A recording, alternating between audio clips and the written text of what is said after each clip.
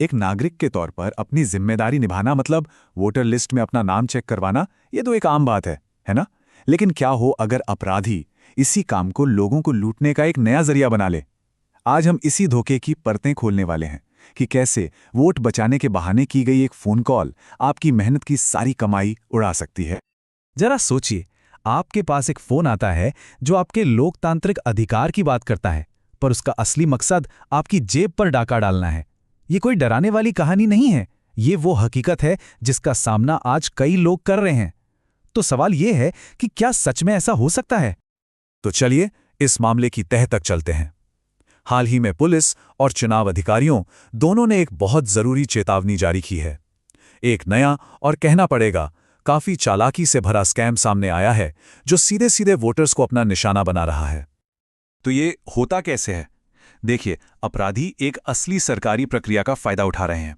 इसका नाम है स्पेशल इंटेंसिव रिवीजन या शॉर्ट में SIR। वो खुद को चुनाव आयोग का अधिकारी बताकर फोन करते हैं और ऐसा दिखावा करते हैं जिससे किसी को भी उन पर भरोसा हो जाए, और बस इसी भरोसे का वो गलत इस्तेमाल करते हैं। इस धोखे से बचने का सबसे अच्छा तरीका है इसके काम करने के तरीके को समझना। तो आइए इन अपराधियों के पूरे खेल को हम स्टेप बाय स्टेप समझते हैं, ताकि इसे आसानी से पहचाना जा सके और कोई भी इसके झांसे में ना आए। सब कुछ एक फोन कॉल से शुरू होता है। फिर वो आपके मन में डर पैदा करते हैं, अरे आपका नाम तो वोटर लिस्ट से कट जाएगा। और जैसे ही कोई घबराता है, वो एक आसान सा हल बताते हैं, बस एक OTP शेयर कर दीजिए और सब ठीक हो जाएगा। लेकिन यहीं पर सारा खेल है। वो OTP असल में आपके बैंक अकाउंट की चाबी है, और चाबी देते ही खाता खाली। अब आते हैं सबसे जरूरी हिस्से पर। चलिए, धोखेबाजों के झूठ और चुनाव आयोग की असली प्रक्रिया के बीच का जो फर्क है उसे बिल्कुल साफ साफ समझते हैं। याद रखिए, सही जानकारी ही सबसे बड़ा बचाव है।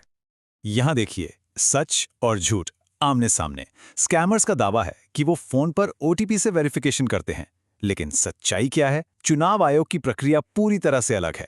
या तो बूथ लेवल ऑफिसर यानी BLO खुद आपके घर आकर वेरिफिकेशन करेंगे, या फिर आपको खुद ऑफिशियल वेबसाइट पर जाकर अपनी जानकारी अपडेट करनी होगी।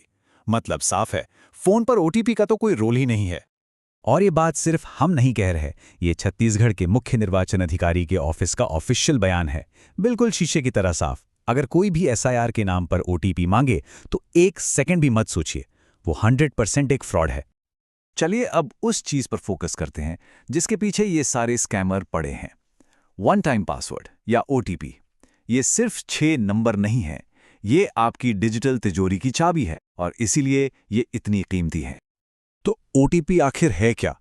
ये एक टेम्पररी पासवर्ड है जो ये पक्का करता है कि किसी भी ऑनलाइन ट्रांजैक्शन को मंजूरी देने वाले आप ही हैं, कोई और नहीं। इससे किसी के साथ शेयर करना जानते हैं कैसा है? बिल्कुल वैसा ही जैसे अपनी डिजिटल तिजोरी की चाबी किसी अनजान आदमी के हाथ में थमा देना।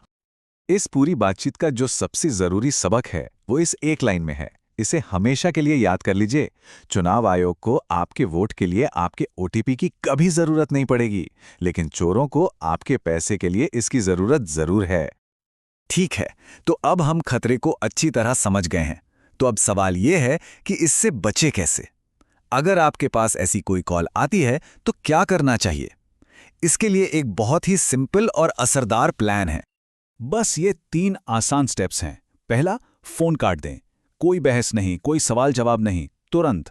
दूसरा, किसी की बात पर भरोसा करने के बजाय खुद voters.eci.gov.in पर जाकर अपनी जानकारी चेक करें। और तीसरा, जो सबसे जरूरी है, 1930 पर कॉल करें या cybercrime.gov.in पर जाकर इसकी शिकायत जरूर करें। इंदौर पुलिस का यह बयान इस बात पर जोर देता है कि रिपोर्ट करना कितना जरूरी है। ये मत सोचिए कि सिर्फ आपके साथ हुआ है, आपकी एक शिकायत कई दूसरे लोगों को इस जाल में फंसने से बचा सकती है। ये नंबर्स बहुत काम के हैं, इन्हें याद रखें या हो सके तो स्क्रीनशॉट ले लें। 1930 ये है नेशनल साइबर क्राइम हेल्पलाइन, और वेबसाइट है cybercrime.gov.in। इस लड़ाई में ये आपके सबसे जरूरी हथियार हैं। और आखिर में एक बड़ा सवाल, ये स्कैम सिर्फ पैसों की चोरी तक सीमित नहीं है। ये हमारे सिस्टम पर, हमारी लोकतांत्रिक प्रक्रियाओं पर जो भरोसा है उसका गलत इस्तेमाल है। ये हमें सोचने पर मजबूर करता है कि कैसे जागरूकता और थोड़ी सी सतर्कता ही इस तरह के हमलों के खिलाफ हमारा सबसे मजबूत कवच है।